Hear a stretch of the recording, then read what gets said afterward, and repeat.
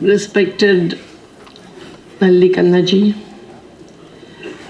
all the eminent persons on the dais, I will not take much time, Honorable Chairman.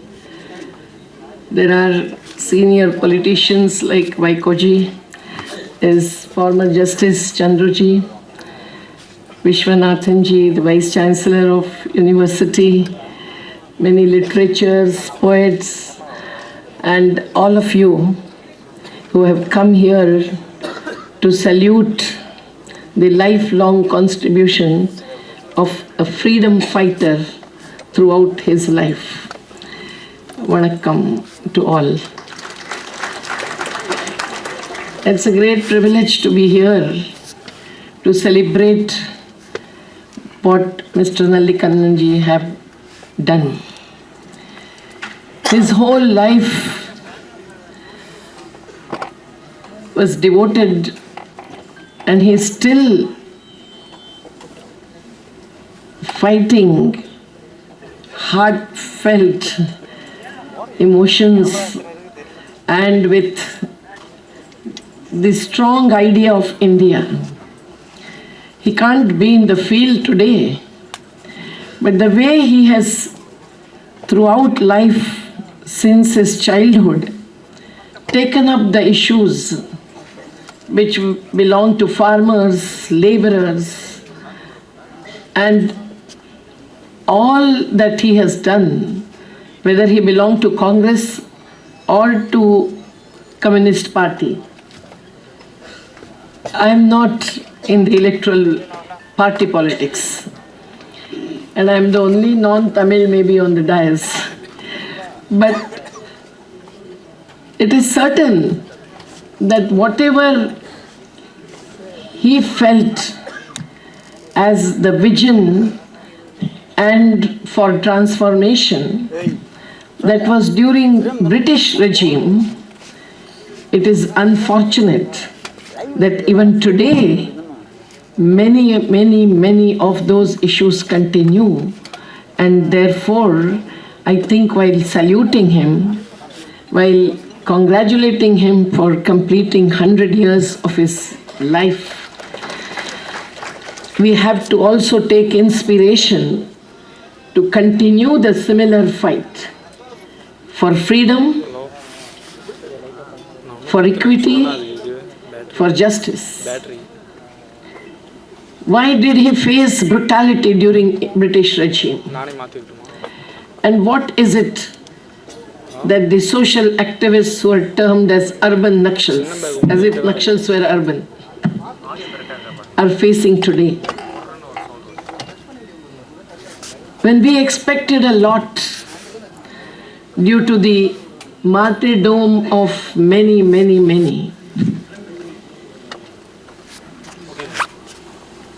Ashfaqullah, Chandrasekhar Azad, Mahatma Gandhi, everyone who devoted their life. And when 750 farmers also had to face martyrdom during the farmers' movement today, how can we say that the freedom movement is over forever? It is Nalli Kanna type of freedom fighters who continued even after independence. When I read the whole story that has come up through interview by P. Sainath kind of person, who is also continuously writing against equity, against inequity, the brutality that he faced was because he knew that whether it is British regime or the government in the independent India, when the farmers are still facing hell, compelled to commit suicide, which is not suicide, which is in a way a murderous system's impact. When he could see that the laborers are facing hell, he continued his fight. And that is the real commitment that is needed today. And hence, I really feel inspired with his contribution and his vision.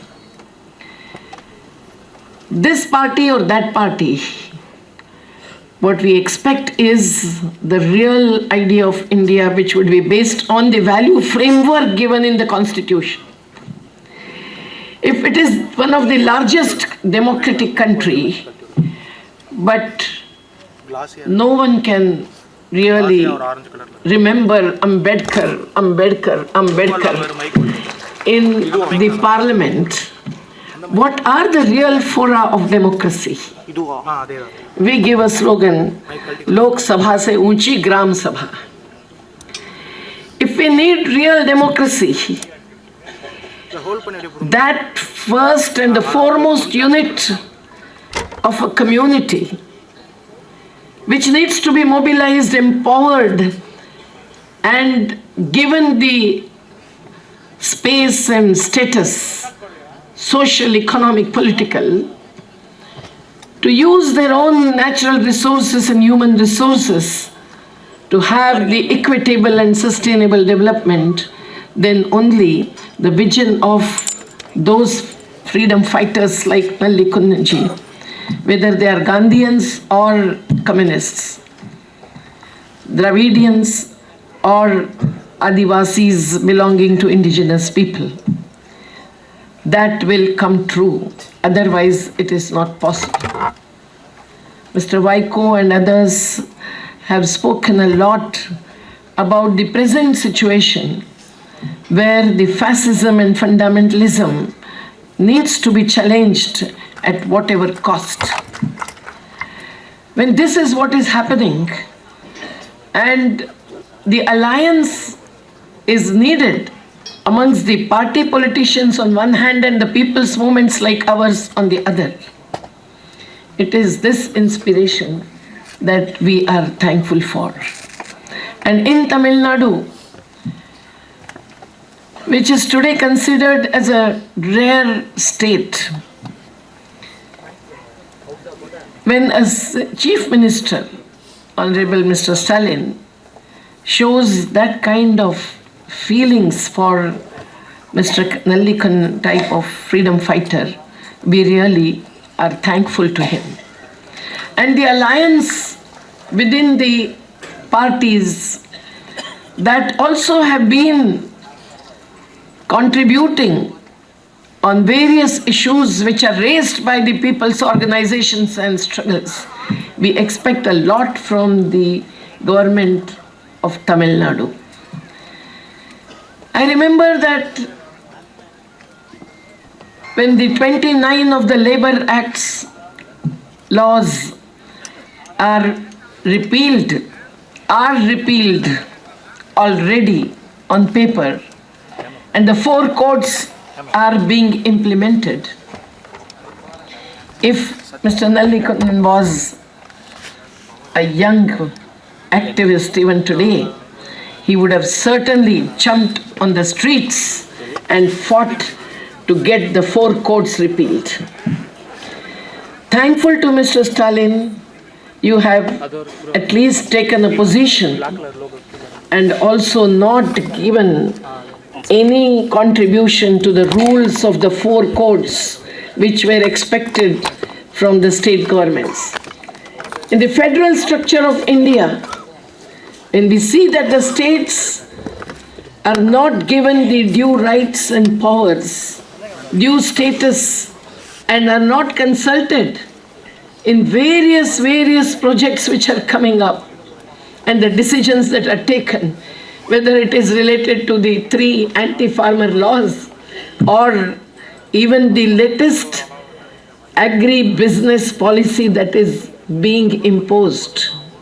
It is not yet finalized, but it has all the aspects which were there in the 3 laws. Mr. Pandian, we will have to continue the fight and unitedly. When it is the minimum support price that is not given to the farmers, and the suicides continue, what to say? this country is facing the brutal inequity that is leading to this kind of situation.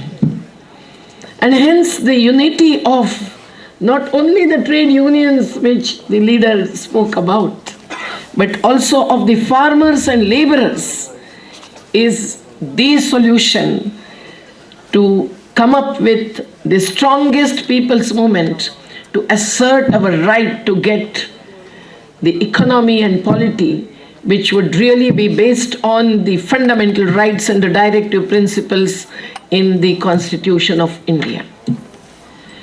We know that when Mr.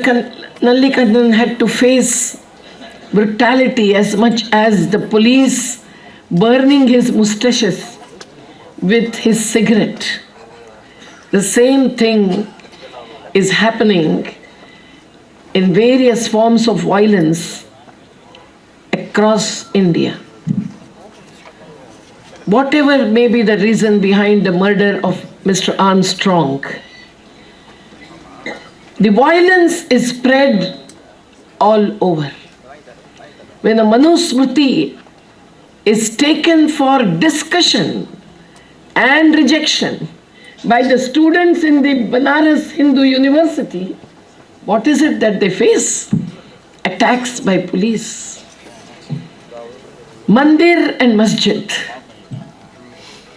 whatever is the religion which is personal, not political, what is going on in that name? I just visited Ayodhya.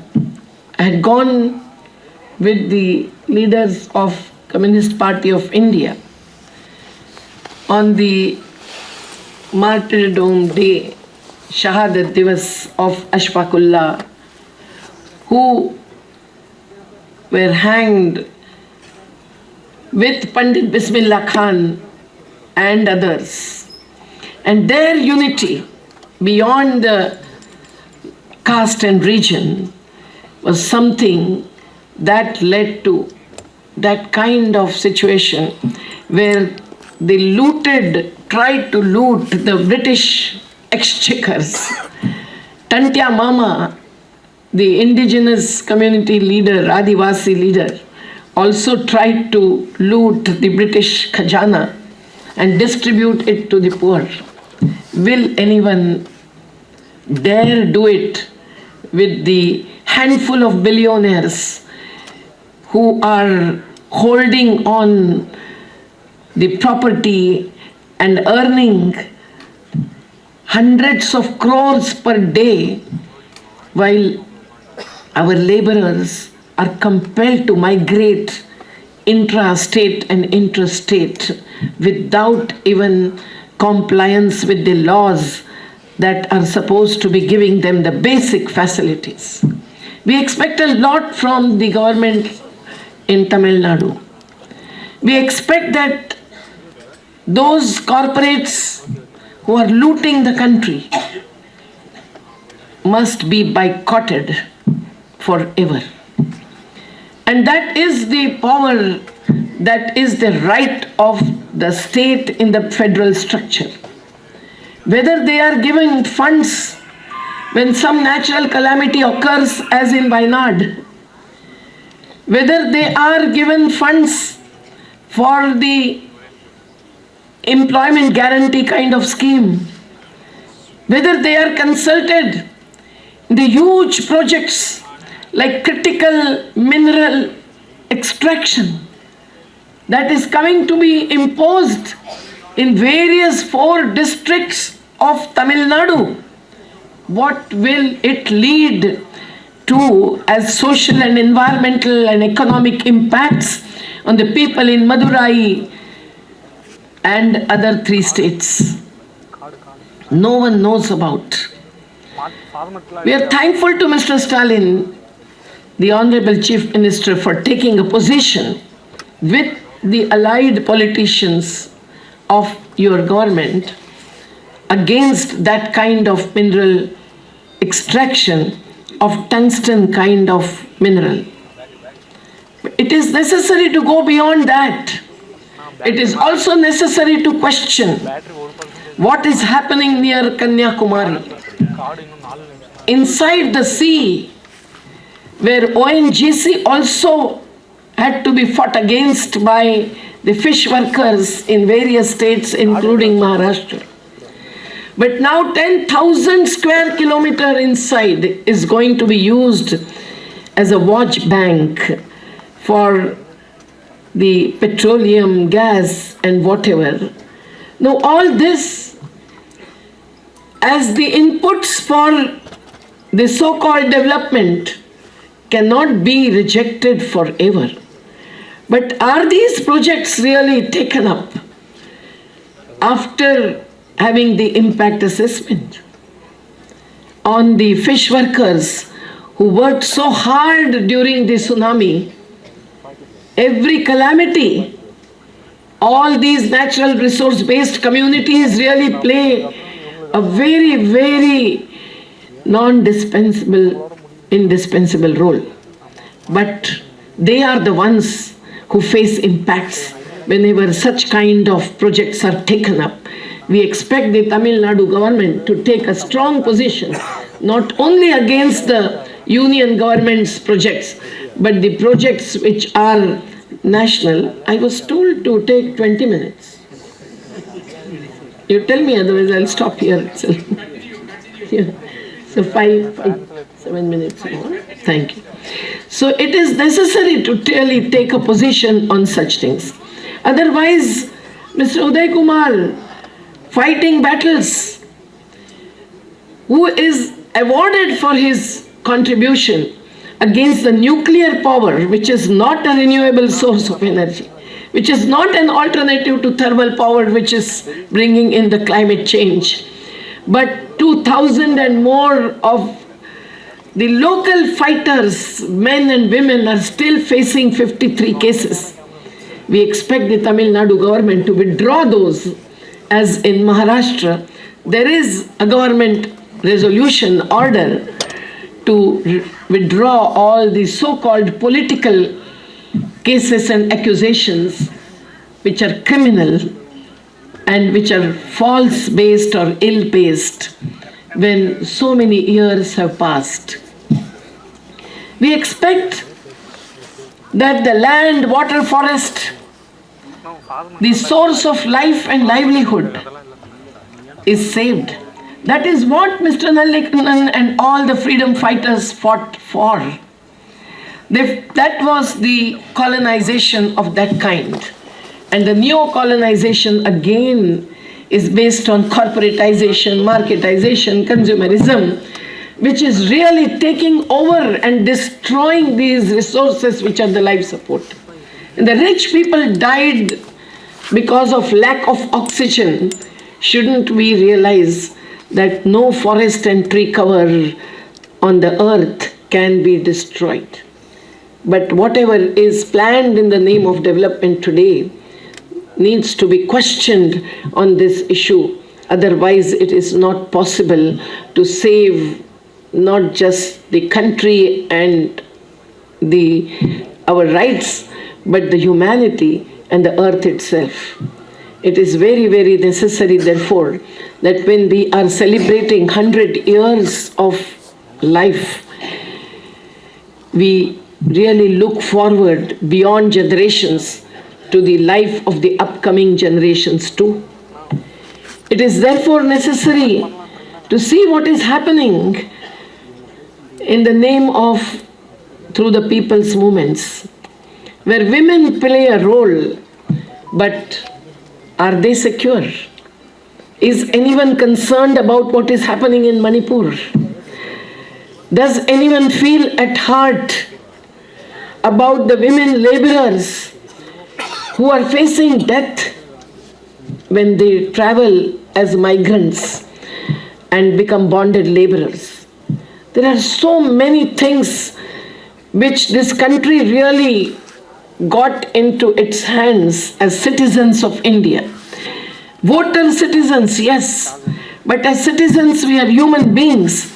And if that basic value framework of equity and justice, of secularism and socialism which is against inequity, is not followed, then how can we really expect that the people's representatives elected put their hands on the constitution and take an oath and then get disappeared till the next election? In Tamil Nadu, it is really something that we are thankful for, that whenever the issues are raised, like Mr. Vaiko raised issue, and he's got that project stayed or stalled. Otherwise, it would have affected the people in large number. The Thoothukudi Sterilite got stopped, where we had seen how even the police complaints were not accepted, although 13 persons were killed who were even innocent youngsters. And if there is some voice raised again to bring back the Sterilite, that was the corporate which was thrown out of Maharashtra years ago.